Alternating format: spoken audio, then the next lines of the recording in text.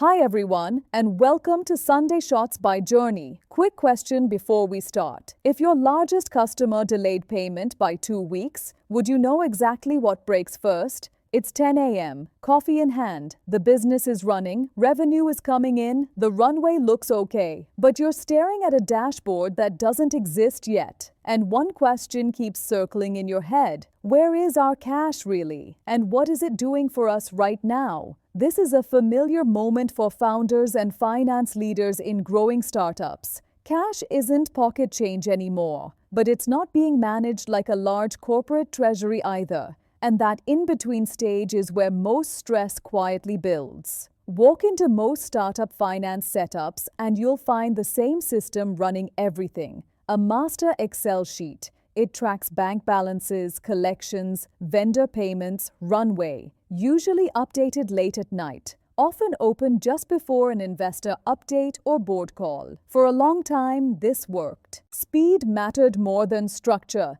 Capital felt available. Cash meant safety, not strategy. But balance sheets grow. Cash flows become uneven. Surprises start to matter. And that same Excel sheet quietly becomes the most important and the most fragile system in the company. So the questions change. Not, how much do we have in this account? But, what happens if collections slip by 2 weeks? Not, can we earn a bit more? But, is idle cash sitting in the right place for what's coming next? What we're seeing is a soft upgrade. Future-ready startups start tuning 3 things: visibility, one clear view of cash; predictability, a short rolling view of runway; and rules, clarity on what each rupee is allowed to do. When rules exist, cash decisions stop being emotional and start becoming mechanical.